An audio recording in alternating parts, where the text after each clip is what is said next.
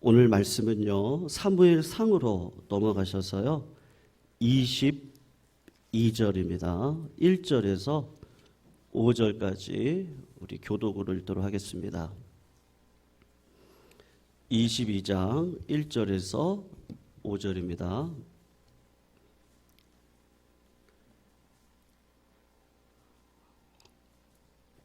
(1절) 제가 먼저 읽겠습니다. 그러므로 다윗이 그곳을 떠나 아둘람 굴로 도망하매 그의 형제와 아버지의 온 집이 듣고 그리로 내려가서 그에게 이르렀고, 환난당한 모든 자와 빚진 모든 자와 마음이 원통한 자가 다 그에게로 모였고, 그는 그들의 우두머리가 되었는데 그와 함께 한 자가 400명 가량이었더라.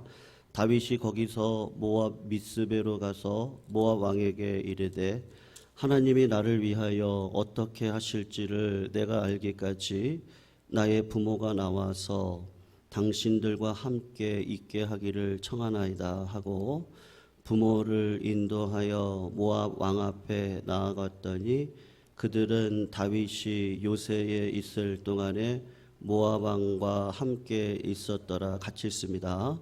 선지자 갓이 다윗에게 이르되, 너는 이 요새에 있지 말고 떠나 유다 땅으로 들어가라. 시 떠나 헤레스풀에 이르니라. 아멘. 하버드 대학에요, 그 다니엘 골먼이라는 교수가 계시거든요. 그분이 썼던 용어 가운데 하나가 그 편도체 납치라고 하는 유명한 단어를 하나를 쓰셨습니다.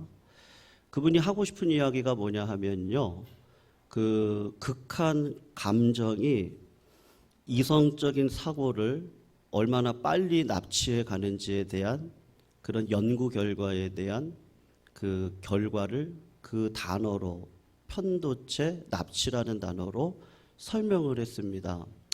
우리 뇌가 그 이마 앞에 있는 전두엽이 있고요, 그 다음에 요 옆쪽으로 있는 편도체가 있는데, 전두엽은 이성을 담당하는 뇌 역할을 하고 있거든요. 그래서 이건 훈련을 하셔야 됩니다.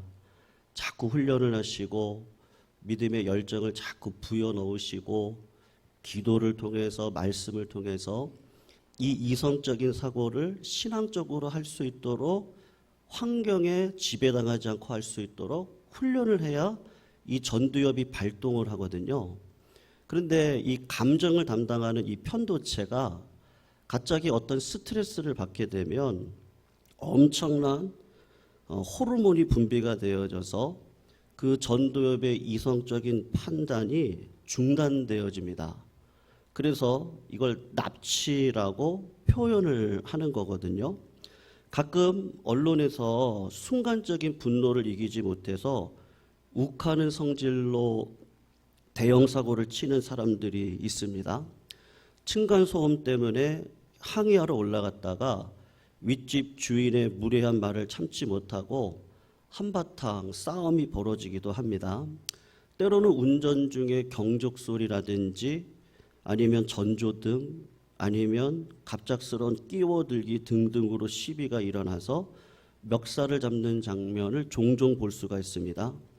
연인의 이별 통보에 상처를 이기지 못하고 연인의 집으로 달려들어가서 사고를 치기도 합니다. 승승장구하던 사람이 하루아침에 인생의 비참한 마지막 길로, 내리막길로 미끄러져 내려갑니다. 그럴 때 이걸 이제 과학적으로, 교육적으로 증명을 해본 거예요. 그랬더니 편도체가 가지고 있는 호르몬이 과다가 분비되면서 스트레스를 일으키고, 그리고 전두엽의 이성 판단을 흐리게 하더라. 요건 교육자나 과학자가 할 수 있는 설명의 내용인 것이죠. 여러분, 인생에 오르막길이 있습니다. 여러분, 산도 올라가면 내려오셔야 될 때가 있죠. 우리가 인생의 한창을 지나갈 때가 있지만 인생을 내려와야 할 때도 있습니다. 그래서 인생의 내리막길이 어떤 분들에게는 이 전두엽을 잘 훈련하신 분들은 오히려 기회가 될 수도 있을 뿐만 아니라 마냥 올라가기만 하던 이 사람이 스스로 내리막길을 지혜롭게 선택해서 인생의 새로운 기회를 만들어내는 사람도 있더라고요. 하버드 교수였던 헨리 나우엔이라고 하는 천주교 교수가 계십니다. 이분은 늘 어릴 때부터 1등만 하던 사람이었습니다. 그는 어느 날 갑자기 그 좋은 교수직을 내려놓고 캐나다 토론토 지적장애인을 돌보는 공동체에 들어가서 그곳에서 그 지적장애인의 아이들의 용변을 치우고 목욕을 시키고 빨래를 하는 허드렛 일을 했습니다. 여러분 이해가 되세요? 한창 올라가서 주가를 치고 있는 그 시절에 이분이 갑자기 모든 교수직을 내려놓고 허드렛 일을 하는 지적 장애인들이 있는 공동체로 들어갔단 말입니다. 많은 사람들이 궁금해하지 않겠습니까? 그래서 교수님 왜 이곳에 오셔서 이런 고생을 하세요? 묻는 사람들에게 이 헨리 나우엔이 이렇게 이야기를 했습니다. 나는 어릴 때부터 줄곧 인생의 오르막길만 올랐던 사람입니다. 꿈꾸던 최고의 대학, 최고의 교수직을 수행을 했습니다. 그러다가 하나님 앞에 기도를 하는데 하나님께서 이것이 내 인생의 전부가 아니란다. 그렇게 말씀을 하시더랍니다. 인생의 오르막길만 있는 게 아니라 이렇게 내려가는 길도 있는데 내리막길에 헨리 나우에나 네가 봐야 될 게 있다. 네가 내 앞에 쌓아야 될 게 있다. 그런 하나님의 강력한 음성을 여러분 육신으로 듣는 건 절대 없습니다. 영으로 감동받아 하나님의 그 뜻을 분별할 수 있게 되는데 이게 전두엽의 훈련을 통해서 되거든요.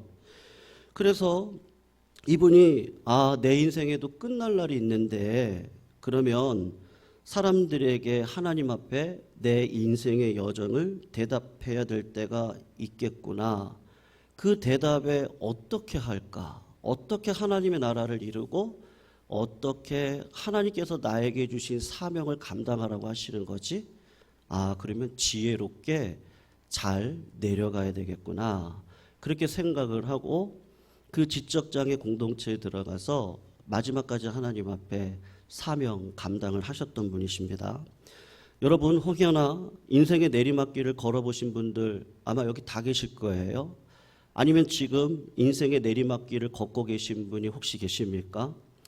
다윗은 어린 시절 양을 치다가 사무엘 선지자 앞으로 불려 들어왔습니다.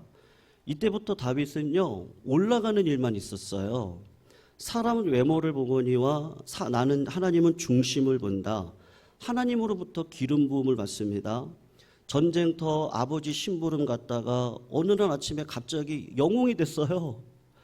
물맷돌 하나로 적장 골리앗을 물리치고 국민 영웅이 되었습니다. 어린 나이입니다.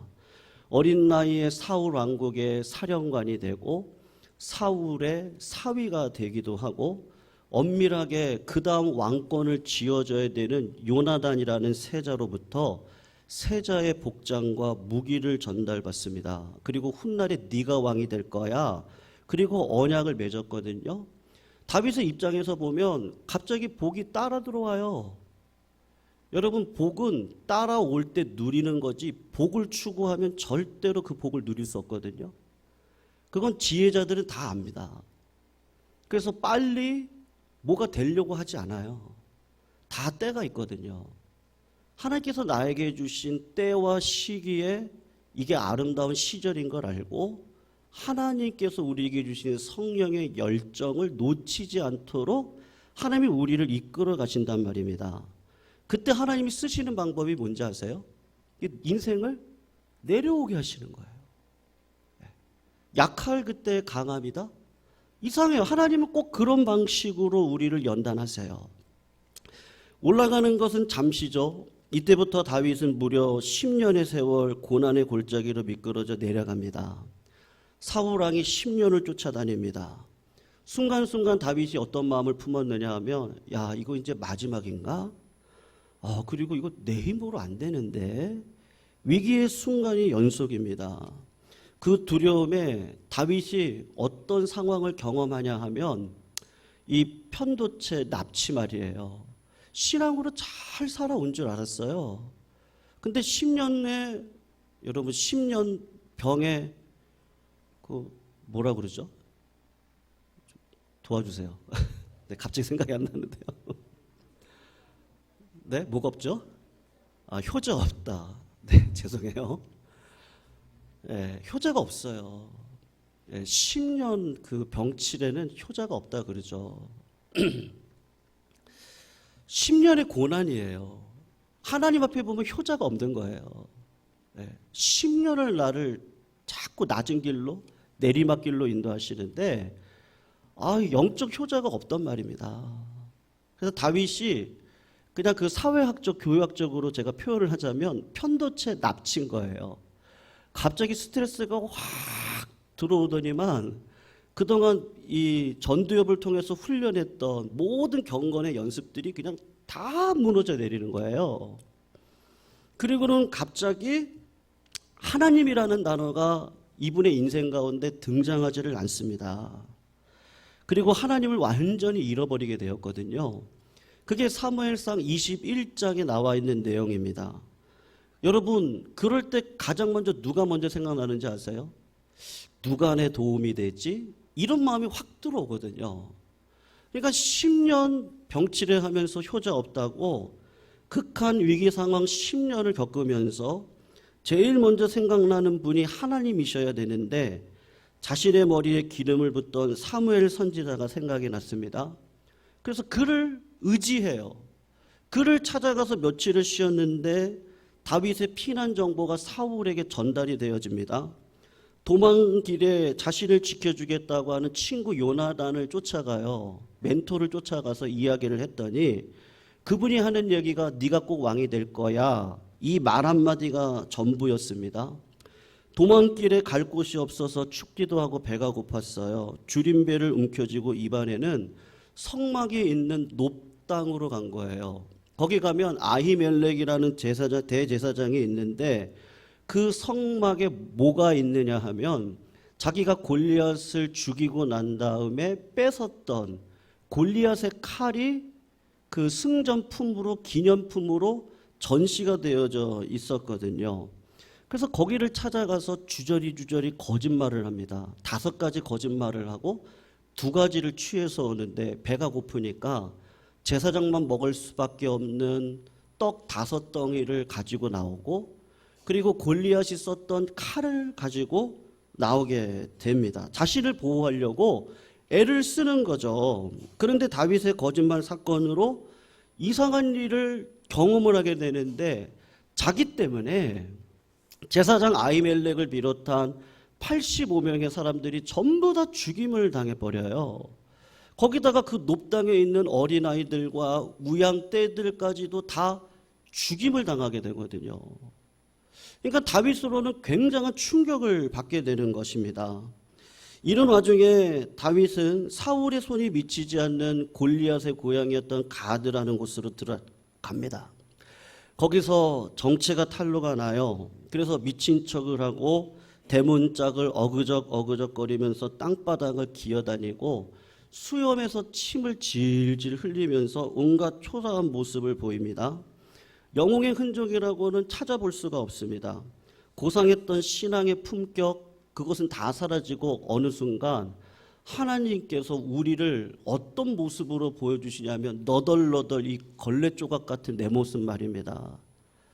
그리고 가드 왕이 뭐라고 얘기하냐면 저런 미친놈을 왜 데리고 왔냐. 모욕을 당하게 할 뿐만 아니라 자기가 거지 발사기 취급을 받을 정도로 하나님께서 그를 내리막길로 내려 푸시를 계속 하시는 겁니다. 여러분, 인간의 연약한 모습이죠. 다윗이 인생의 오르막을 오르다가 내리막길로 내려가면서 자신이 깨닫는 게 뭐냐 하면요. 아, 내 인생이라는 것이 하나님이 없이는 안 되겠구나. 내가 하나님 의지하지 않고 살아갔더니 내 꼴이 이 꼴밖에 안 되는구나. 그리고 자아를 발견하게 되는 거죠. 내가 하나님의 이름으로, 여러분 은혜 안 받은 사람이 어디 있어요? 하나님의 축복을 한 번도 경험하지 않은 분들은 없거든요. 다 이야기를 보면요, 간증이 다 있습니다. 하나님이 그때 나를 기억하셔서 이런 복을 주셨습니다. 그때 이런 고난과 환난과 헌신을 통해서 하나님이 나에게 이런 은혜와 능력을 주셨습니다. 그게 지속이 되면 좋겠는데요. 어느 순간 인생 내리막길을 걸어갈 때가 있게 되는 것이거든요. 그럴 때 하나님이 주신 은혜가 뭐냐 하면, 인생의 내리막길 처절하게 망가진 내 모습을 보면서 올라갈 때 보지 못했던 인생 밑바닥을 들여보게 되는데, 낮은 자리에서 참 신기하게도 그때 누구를 만나요? 여러분, 누구 만나요? 인간을 의지했는데, 친척을 의지했고, 가족을 의지했고, 물질을 의지하고, 건강을 의지하고, 의지를 다 했단 말이에요. 근데 어느 순간 이 모든 것들이 아무것도 아니구나, 내가 미련했구나. 하나님 의지하고 살아가야 되는데, 하나님이 내 인생의 영원한 피난처인데, 하나님이 내 인생의 영원한 요새가 되어주시는데, 내가 그 하나님을 떠났구나, 내가 그 하나님을 만났구나. 여러분, 하나님을 만나게 되는 거예요. 우리 가운데 지금 홀로 광야의 길을 걷고 계신 분이 계실 겁니다. 인생의 비참한 내리막길을 걷고 계신 분들 계세요. 순간의 실수로 신뢰와 신용을 잃어버린 자도 있습니다. 누군가로부터 추격을 당하고 도망길을 가고 있는 분도 있습니다. 남부럽지 않았던 건강을 갖고 살았던 분들이신데 어느 순간 그 건강을 잃어버리고 좌절하고 낙심하고 살아가시는 분들도 계셔요. 사업에 쩔쩔맬 수밖에 없는, 그래서 기도할 수밖에 없는 상황 가운데 나를 지켜주던 소중한 사람이 내 곁을 떠나면 어떻게 하지? 그런 두려움 가운데 사시는 분들이 이 땅에 수도 없이 많이 있습니다. 스승 사무엘, 멘토 요나단, 당시 승리의 기념비였던 골리앗의 칼, 아말렉의 제사장, 원수의 손이 닿지 않을 것 같은 가드왕 아기스, 그 누구도 우리 성도님들의 피난처는 아니었던 거였어요. 알고 봤더니 하나님만이 우리의 피난처이시더라. 그러면 내가 왜 살아야 되는지, 내가 왜 건강해야 되는지, 내 남은 생에 내가 무엇을 해야 되는지, 내 인생의 비전을 발견하게 되는 거예요. 살아왔던 허황된 거품들을 다 무너뜨리고 내 인생의 갈 길을 새롭게 보여주시는 그 하나님을 의지하고 살아가더라는 거예요. 다윗이 올라갈 때 보지 못했던 아름다운 꽃을 보는데 내려올 때 보니까, 아니 여기 이런 꽃이 있었나? 근데 그 꽃이 하나님이에요. 여러분, 다윗이 내리막길에서 초라한 자신을 발견하고 지금까지 자신의 성공이 하나님의 은혜였다는 것을 기억하고, 내가 하나님으로만 살으면 승리할 수 있겠구나. 아멘이십니까? 하나님의 은혜만 붙들면 나에게는 하나님께서 좋은 길을 예비해 주시는구나. 이 모든 것들은 지나가겠구나. 두려움은 지나가겠구나. 염려는 지나가겠구나. 육신의 어려움도 지나가겠구나. 절망도 지나가겠구나. 하나님만 붙들면 되겠구나. 자신을 보호해줄 피난처를 찾아 헤맸던 다윗, 이제는 자기 자신이 상처 입은 백성의 피난처가 돼야 되겠다, 그렇게 생각을 하는 거예요. 여러분, 오늘 본문 1절을 보시면 문이 열리는데, 그러므로 다윗이 어디를 떠났다 그래요? 그곳을 떠나, 그렇게 이야기를 하고 있습니다. 여러분, 단순히 지리적인 상황을 떠났다는 이야기가 아니죠. 내가 잘못 살아왔던 삶의 자세, 자신의 부딪힌 위기를 잘못 해석하고 그 관점을 떠났던 그 이야기들, 자신의 위기만을 생각하고 한 마리 상처받은 사슴처럼 이리저리 나만을 위해서 살아가던 이 육신의 그 소욕을 따라 살아갔던 이 연약한 내 어리석은 눈, 무지몽매한 지혜, 야, 이런 걸로는 되지 않는구나. 그리고 하나님을 만나니까 하나님께서 나 상처받았어요. 나 살기도 힘들어요. 나 하나 위기 가운데 건져내는 것도 쉽지 않아요. 근데 어느 순간 시선의 변화가 일어나고 부딪힌 상황에 대한 신앙적인 해석이 새롭게 되어지면서 모든 관점들이 바뀌기 시작을 하는데, 여러분, 없던 것이 보이기 시작을 하는데 하나님이 보이기 시작하고 용기와 소망이 생기고, 하나님을 기뻐하라 그리하면 그가 너의 소원을 이루어 주시리라.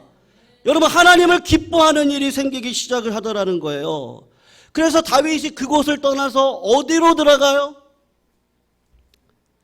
신기하죠. 골방으로 들어가는 거예요. 아둘람 굴러요. 세상으로 나가지 않아요. 신기하죠. 골방으로 들어갔어요. 하나님만 의지했어요. 하나님의 능력만 구했어요. 나의 나됨은 약한 것밖에 없다고 주님 앞에 고백했어요. 내 힘으로 할 수 없어서 울었어요. 성령을 구했어요. 기도를 멈추지 않았어요. 힘들고 어려운 상황 가운데서 찬양을 놓치지 않고 주님을 기뻐하는 이 전두엽의 훈련을 멈추지 않고 걸어갔어요. 기도의 골방으로 들어갔더니 갑자기 다윗의 피난처로 찾아드는 사람이 생겼습니다.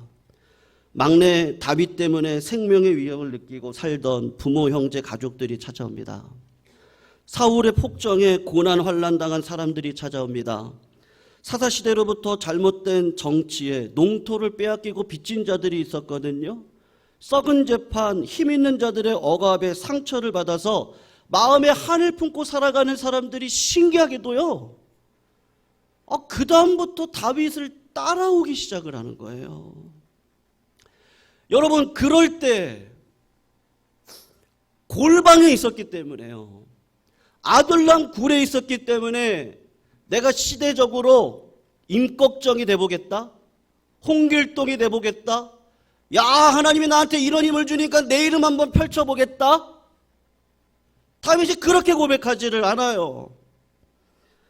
하나님의 사람으로 거듭나고 하나님의 나라를 세우기 위하여서 이 동굴이 하나님 도피성이 아니라 상처 입은 사람들의 도피성이 되는 아름다운 모습을 보여주시옵소서.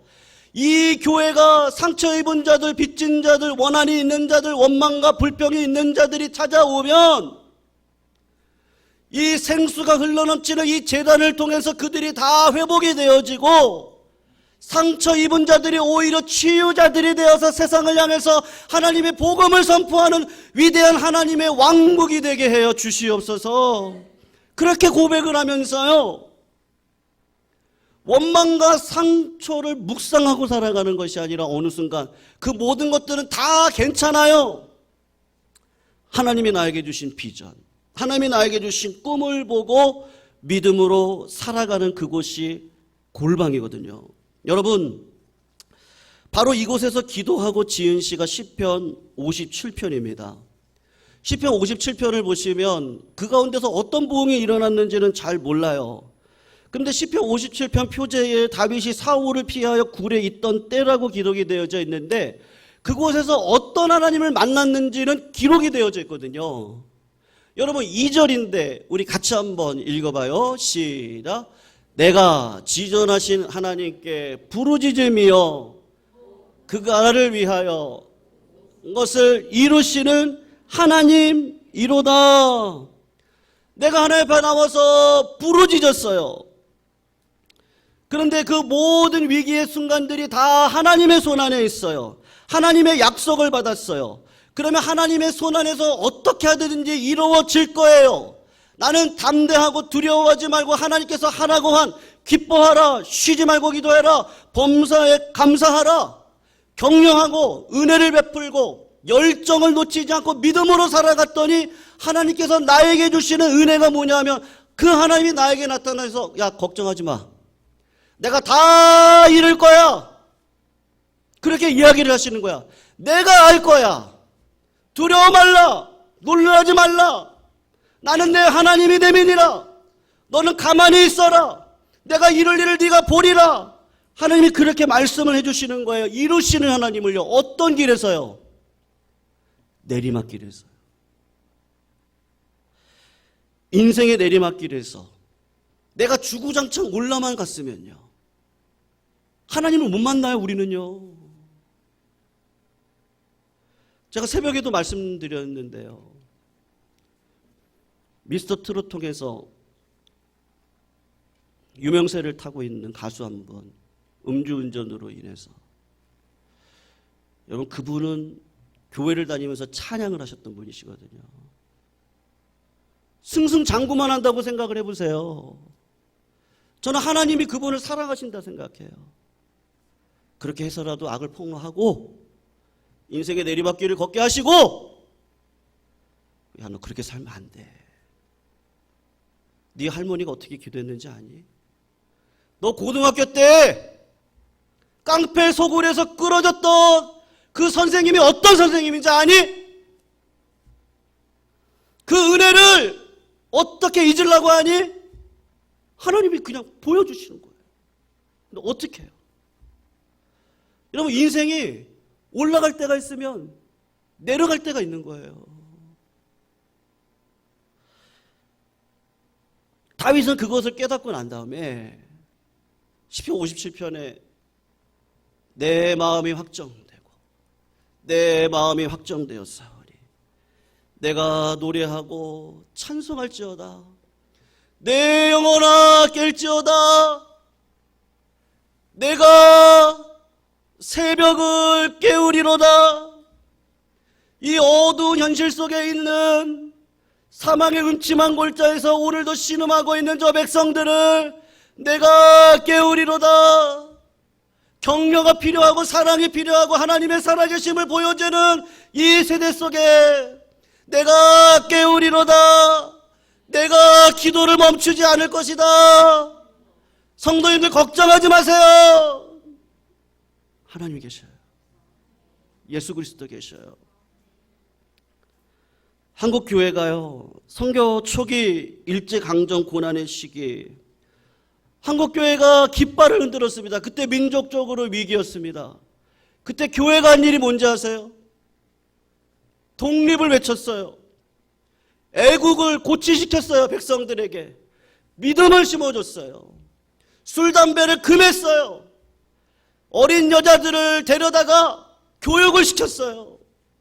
이화여대를 세워요. 숭의여전을 세워요.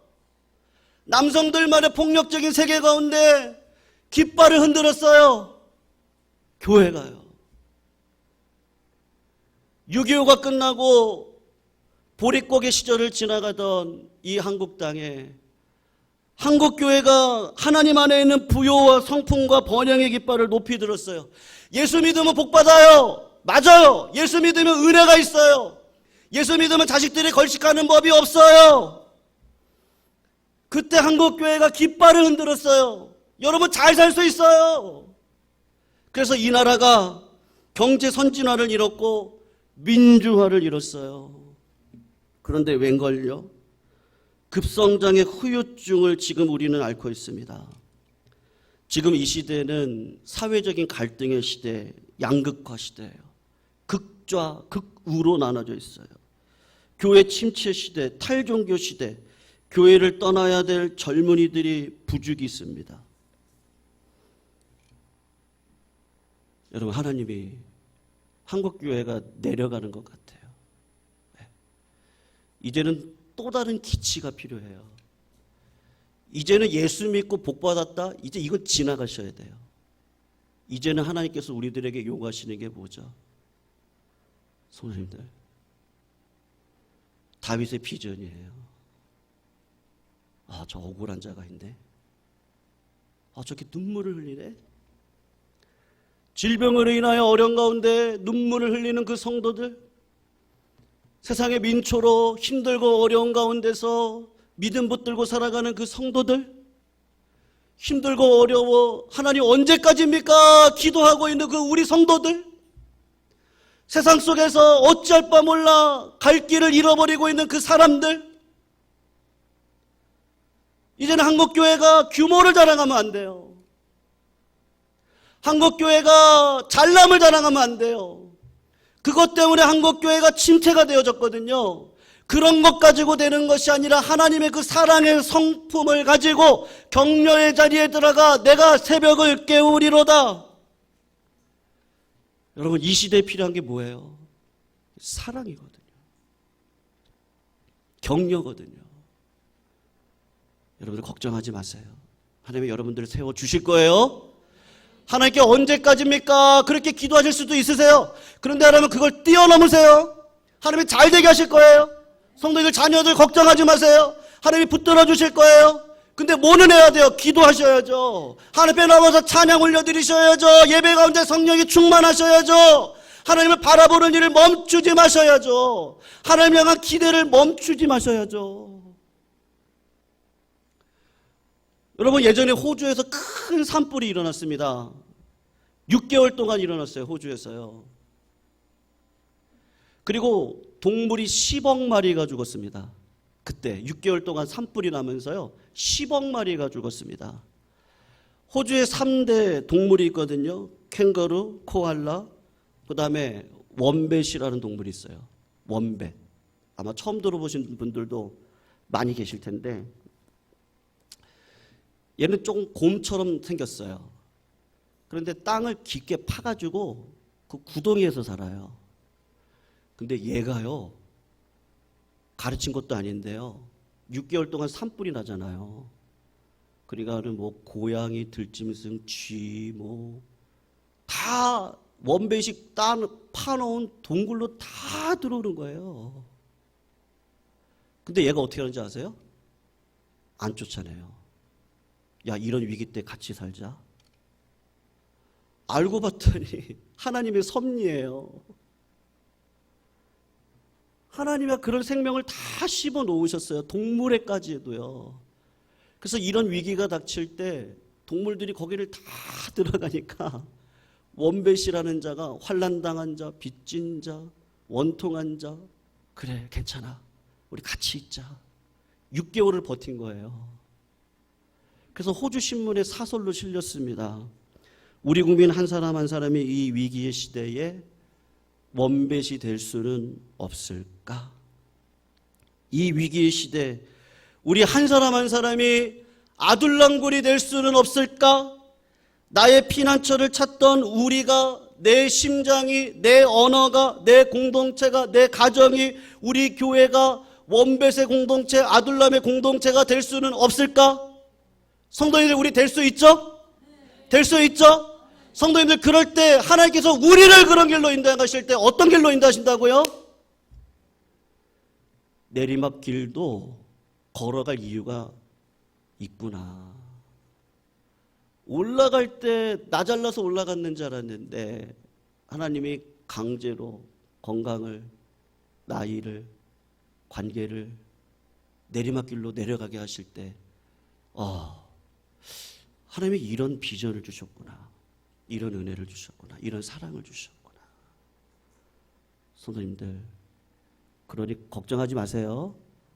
네, 육신의 어려움 걱정하지 마세요. 자식의 어려움 걱정하지 마세요. 사업의 어려움 걱정하지 마세요. 그냥 우리 하나님만 바라보시자고요. 네. 그리고 하나님 붙들고 원뱃처럼요, 네. 원망과 불평의 말은 없습니다. 믿으시죠? 아멘이 작으세요. 우리는 원망과 불평은 하지 않습니다. 네, 할 수 있다. 하면 된다. 한번 해보자. 누가 계시니까요? 하나님이 계시니까요. 그러면 할 수 있어요. 나한테 오세요. 할 수 있어요. 제가 기도해 드릴게요. 할 수 있어요. 우리 전도회로 오세요. 할 수 있어요. 우리 교회로 오세요. 우리 교회가 응답의 1번지입니다. 왜 이렇게 아멘이 작아요? 우리 교회가 응답의 1번지입니다. 예, 마음이 쉬어가는 교회고 사랑을 배워가는 교회입니다. 예, 성령의 역사가 있는 교회입니다. 잘 될 겁니다. 네, 감사합니다. 우리 그런 교회입니다. 우리 그런 성도고 그런 가정이에요. 네, 성도님들, 인생의 내리막길 걸어가실 때 두려워하지 마시고 하나님 바라보시고, 그리고 나 이제 새 생명 얻은 몸, 옛것은 지나고 새 사람 되었다, 그렇게 고백하시면서 믿음으로 살아가시는 우리 성도님들 다 되시기를 주님의 이름으로 축원합니다. 436장입니다.